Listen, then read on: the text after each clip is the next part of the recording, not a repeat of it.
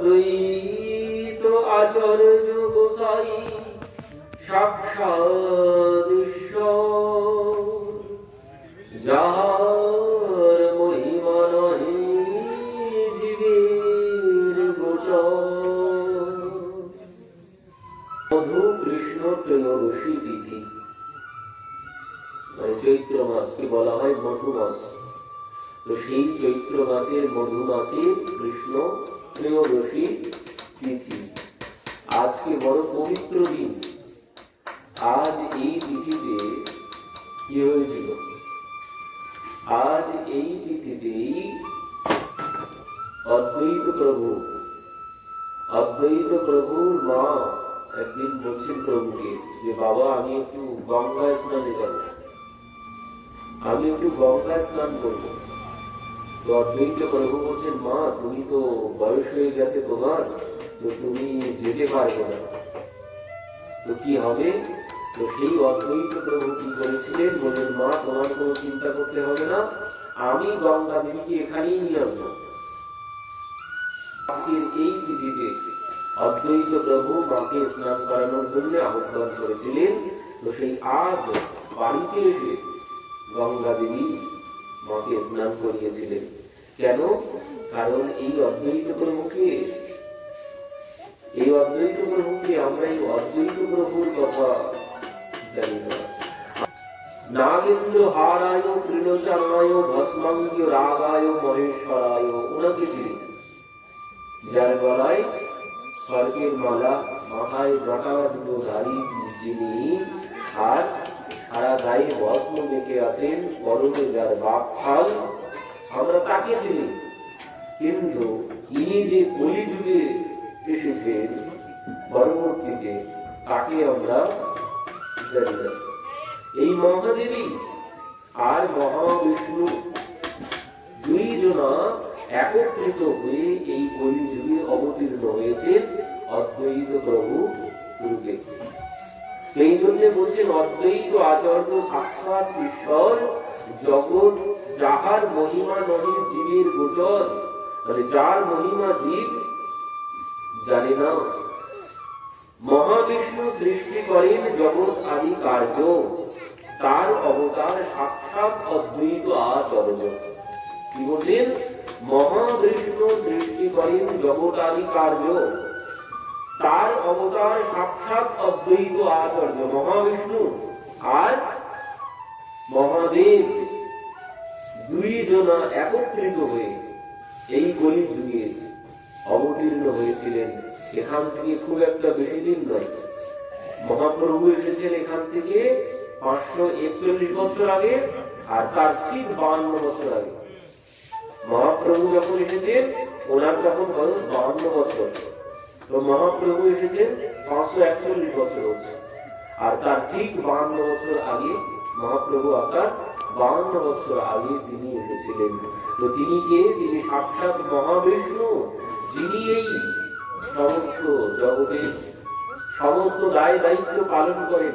ওই যে বিনাশায় দুষ্কৃতম, ভগবান যে গীতায় বলেছেন यदा यदा हि धर्मस्य ग्लानिर्भवति भारत यद्बुद्ध्यानं यधर्मस्य तदात्मानं सृजाम्यहम्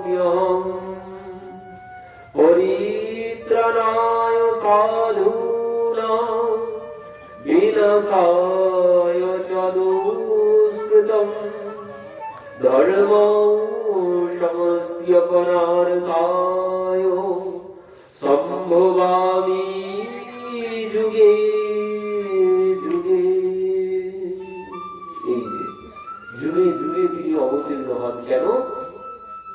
বিনাশায় দুষ্কৃতম, দুষ্কৃতকারীদেরকে বিনাশ করার জন্য, গো ব্রাহ্মণ সাধু সন্ত তাদেরকে রক্ষা করার জন্য তিনি যুগে যুগে অবতীর্ণ হন। কে অবতীর্ণ হন?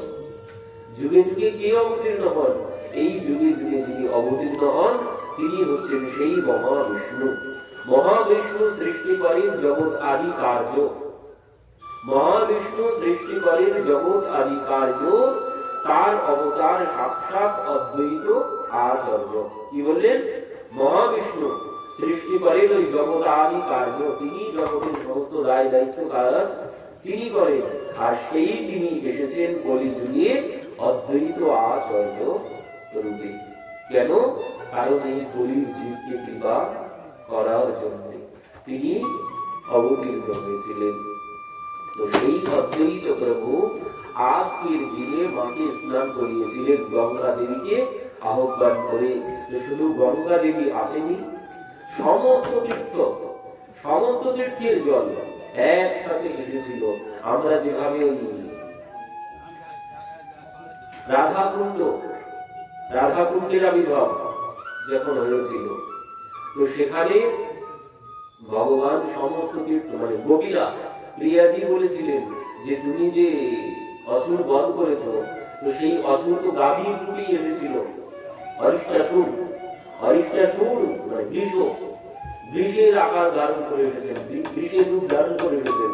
তো সেই বৃষ, বিশাল বৃষ, তো সেই বৃষকে ভগবান বধ করলেন, তাকে উদ্ধার করলেন। তো প্রিয়াজি বলছেন দেখো তোমার গোহত্যার পাপ লেগেছে, তোমার গোহত্যার পাপ লেগেছে। তো বলছেন এই পাপ থেকে মুক্ত আমি হব কি করে? বলেন এই পাপ থেকে মুক্ত হতে গেলে তোমাকে সমস্ত তীর্থে গিয়ে স্নান করতে হবে, তাহলে তুমি এই পাপ থেকে মুক্ত হতে পারবে।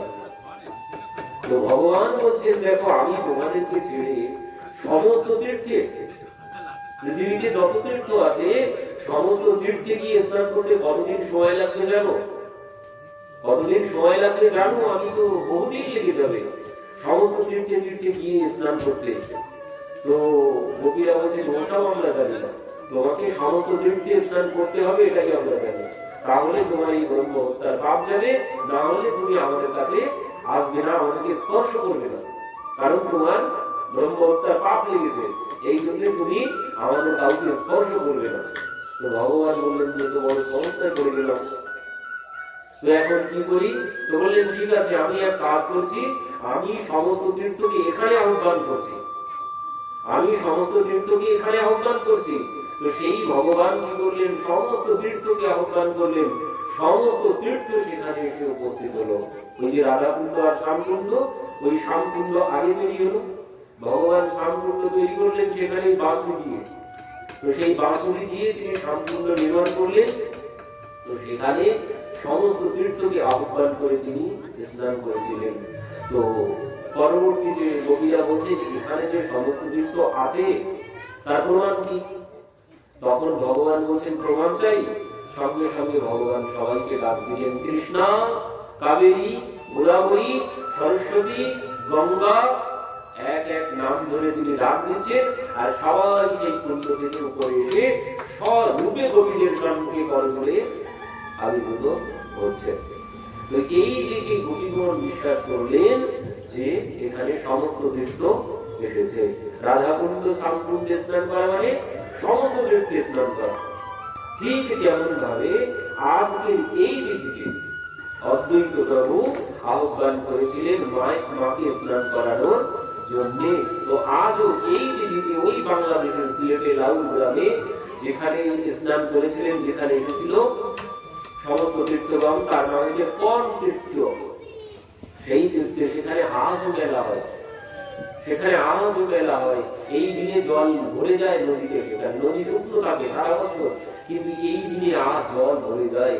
তো আজকের দিনে সেখানে সমস্ত তীর্থ এসে অবতীর্ণ হয়েছিল। তো মা সেই অদ্বৈত প্রভুর মা সেখানে স্নান করেছিলেন আজ এই তিথিতে। আর আজ হচ্ছে বারুণী স্নান।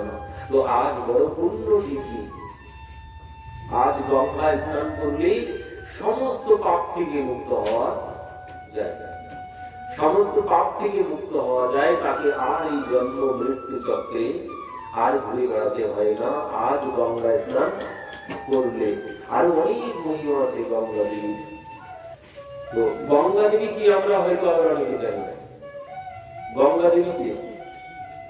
আমরা জানি যে গঙ্গা দেবী হচ্ছে ভগবানের চরণামৃত।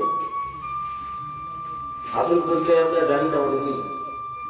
গঙ্গা দেবীর আসল পরিচয় কি? গঙ্গা দেবীকে আমরা জানি, গঙ্গা দেবী হচ্ছেন ভগবানের চরণামৃত, চরণ ধৌত জল। যে সময় সেই ভগবান বামন রূপ ধারণ করেছিলেন, সেই বামন রূপে ব্রহ্মাণ্ড ছিদ্র হয়ে গিয়েছিল, আর সেখান থেকে জল ভগবানের চরণ ধৌত করে জল পড়তে লাগলো, আর সেই জল ব্রহ্মা কমণ্ডল রূপে ধারণ করলেন, আর সেই জল ওই চরণামৃত থাকলো ব্রহ্মার কমণ্ডলতে। পরবর্তীতে ভগীরথ তপস্যা করে সেই গঙ্গাকে কমণ্ডল থেকে সেখান থেকে নিয়ে এলেন, আর সেই গঙ্গাতে কি হলো, মহারাজ সবর তার ৬০,০০০ পুত্র উদ্ধার হয়ে গেল। জলস্পর্শ মাত্রেণ ব্রহ্মীয় দণ্ড হতা অবি। বলছেন সবরাত্মজ দিব্যম জগমহু কেবলম দেহ ভস্মভি। স্পর্শ করার সাথে সাথে মহারাজ সবরের ৬০,০০০ পুত্র তারা সবাই কবির ভগবানের রোষানলে ভস্ম হয়ে গিয়েছিলেন। তো সেই গঙ্গা দেবী যখন এলো, সেই ভস্ম স্পর্শ করলো, সঙ্গে সঙ্গে তারা ভগবত ধাম বৈকুণ্ঠ গমন করলো। মহারাজ সবরের ৬০,০০০ পুত্র। তো এই গঙ্গা দেবীকে, এই গঙ্গা দেবীর আসল পরিচয়টাও আমরা সবাই ঠিকঠাক ভাবে জানি না। এই গঙ্গা দেবী আর কেউ নন, এই গঙ্গা দেবী হচ্ছেন স্বয়ং রাধা গোবিন্দের মিলিত দ্রবময়ী স্বরূপ হচ্ছেন গঙ্গা দেবী। গোবিন্দ থেকে এসেছে গঙ্গা, গোবিন্দ থেকে এসেছে গঙ্গা, এই জন্যই নাম হয়েছে গঙ্গা। সমস্ত মহাদেব আদি ব্রহ্মা আদি দেবতাগণ এই নামকরণ করেছিল গঙ্গা। কেন নামকরণ করেছে?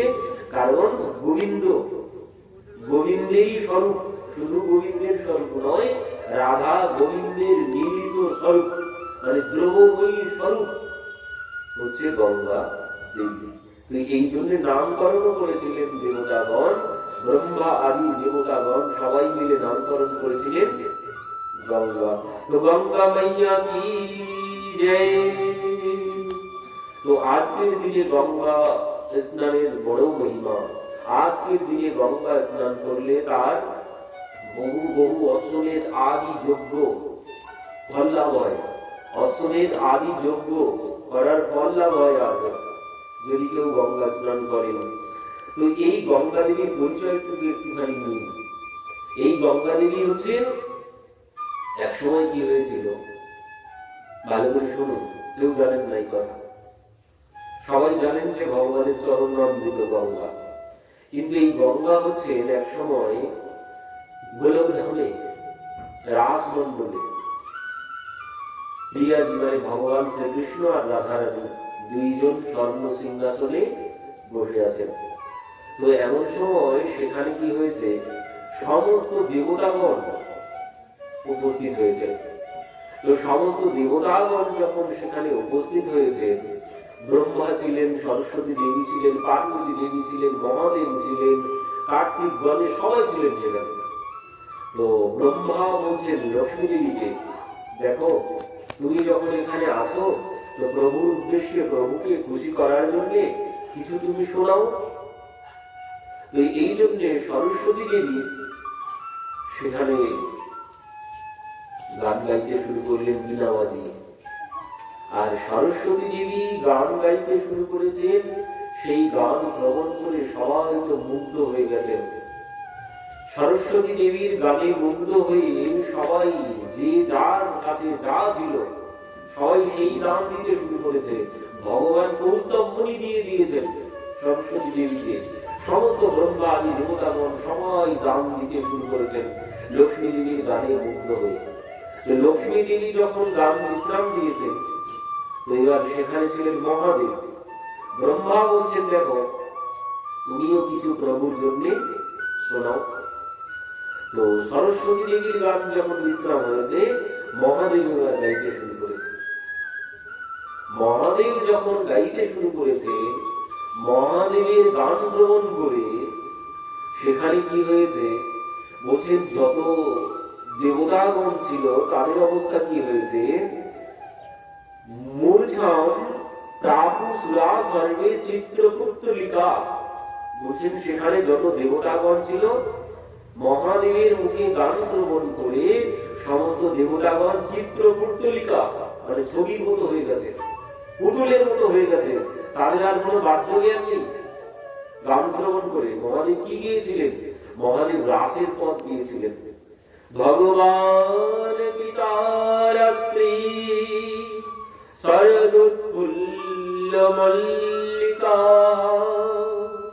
ভিক্ষোরন্তিম মনুষ্যক্রে যোগ মায়ামুপাশ্রিতা।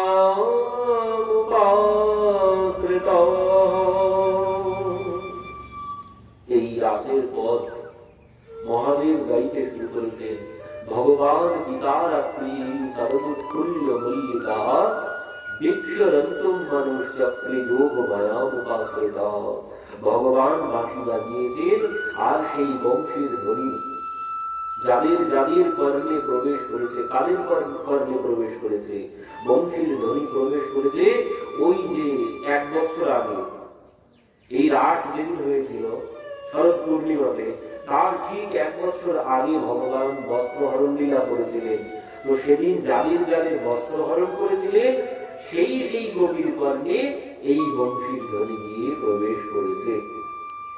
আর সেই বংশীর ধ্বনি যখন গোপীদের কর্ণে প্রবেশ করেছে, গোপীরা যে যেভাবে ছিল, সুখদেবজি বলছেন কোন গোপী পতির সেবা করছে, কোন গোপী ঘর লেপন করছেন, কোন গোপী পুত্রকে দুগ্ধপান করাচ্ছেন, কোন গোপী নিজে সাজগোজ করছিলেন, কেউ চোখে কাজল করছিলেন। কিন্তু বংশীর ধ্বনি শ্রবণের সাথে সাথে লিঙ্গন্ত প্রময়ন্ত অঞ্জন্ত কাষ্ঠ লোচনে ব্যস্ত অস্ত্র বস্ত্র ভরণা কাশিত কৃষ্ণন্তিকম কেজু। বলছেন যে যেভাবে ছিল, সে সেই মুহূর্তে সেইভাবে চলতে শুরু করেছে। কেউ পতির সেবা করছিল, মুহূর্তের মধ্যে ছেড়ে দিয়ে চলতে শুরু করেছে। কেউ পুত্রকে দুগ্ধপান করাচ্ছিলেন, ফেলে দিয়ে ছুটতে শুরু করেছেন। বংশীর ধ্বনি শ্রবণের সাথে সাথে কারো আর বাহ্য জ্ঞান নেই, যে যেভাবে ছিল। বলছেন কেউ বস্ত্র পরিধান করছিল, বস্ত্র অর্ধেকটা পরিধান করা হয়েছে, আর অর্ধেকটা পরিধান করা হয়নি, ওইভাবে ছুটতে শুরু করেছেন।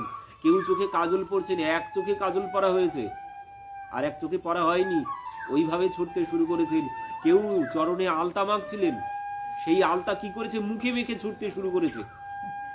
যে যে অবস্থায় ছিল, কারো কোনো দিকে কোনো ভ্রুক্ষেপ নেই, সবাই ছুটতে শুরু করেছেন। এবার যখন গিয়ে উপস্থিত হয়েছেন, ভগবান বলছেন স্বাগতম বো মহাভাগা প্রিয়ম কিং করবাণী ব্রজস্বানাময়ম কশ্চিৎ ব্রুতাগমন কারণম। বলছেন স্বাগতম গো মহাভাগা। ভগবান বলছেন, কি বলছেন? স্বাগতম মানে এসো মহাভাগ্যবতীগণ, তোমরা এসো। ভগবান বলছেন গোপীদেরকে, কি বলছেন? ভাগ্যবান না, ভাগ্যবান বা ভাগ্যবতী নয়, কি বলছেন? মহাভাগ্যবতী। স্বাগতম গো মহাভাগা মানে মহাভাগ্যবতী, তোমরা এসো এসো এসো, বলো আমি তোমাদের জন্য কি করতে পারি। ভগবান বলছেন গোপীদেরকে যে তোমরা হচ্ছ মহাভাগ্যবতী। কেন? কারণ তোমরা আমার কাছে এসেছো, আমার কাছে এসেছো। বংশীর ধ্বনি শ্রবণ করে তোমরা সব কিছু ফেলে, ভগবান বলছেন দুর্জর গৃহ শৃঙ্খলা, বলছেন সেই গৃহের দুর্জর, গৃহ শৃঙ্খল মানে অতি কঠিন বন্ধন, সংসারের বন্ধন। এই বন্ধন ছেড়া অত সহজ বিষয় নয়। সংসারের বন্ধন এত